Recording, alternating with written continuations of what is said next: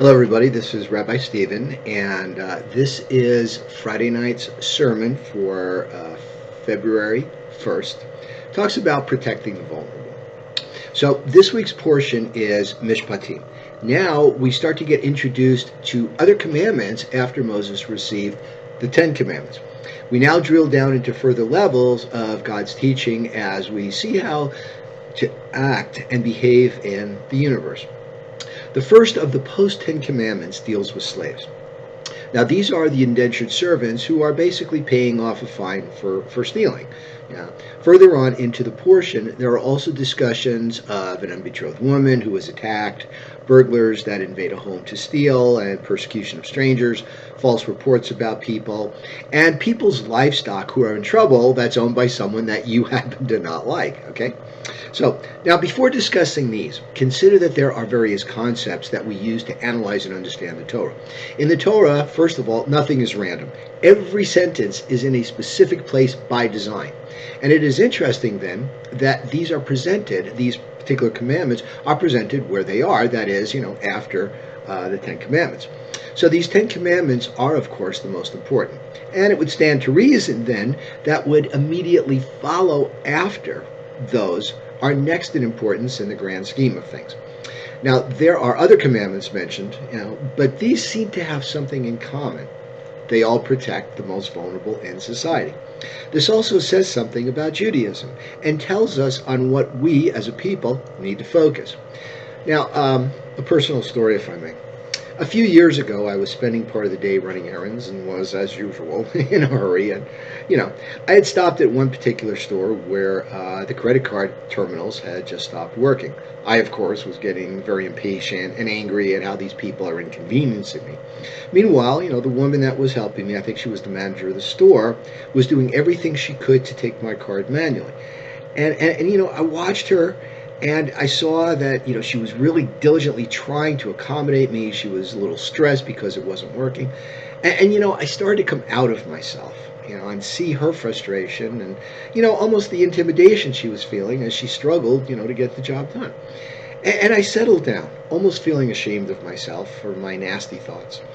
And in fact, I relayed this story on social media, and someone mentioned that you can always tell the character of someone by how they treat a waitress or a waiter. Now, there are some people who like to be in control over others. This makes them feel superior. Now, these are people who have low self-esteem, and basically they're compensating by, feeling important by lording themselves over other people. But the problem is that they do it at someone else's expense, because typically they are forcing their power over them. And this is why these commandments are necessary to prevent abusing others, because unfortunately it can be human nature. The most vulnerable people in society, in this particular instance, in biblical times, were the slaves, or more specifically, the indentured servants. Judaism demands that even these people on the lowest rung of society get treated with respect. It is so important that right after the discussion about the rights of slaves, that Torah introduces us to lex talionis, the law of the tally, or as you may know it more at large, measure for measure, pound for pound, eye for eye, tooth for tooth, life for life. So the important part is that even slaves get justice. Now, we also see the laws of gossip. Many may be thinking, oh no, here we go again. Not yet another discussion of gossip. Well, guess what? The Torah mentions it that many times, and for good reason. The commandment here admonishes us not to join in the company or join in those who give gossip or a false report, specifically, during some type of trial, of some type of legal situation. Because the idea of false witnesses is so critical because the results can be devastating. In the justice system, a great many cases are decided on the basis of the testimony of witnesses. In Judaism, first of all, you have to have been warned. Second, 2 witnesses are needed to convict somebody. Now, some people may get together and plot and come forward and discredit someone by embellishing the truth.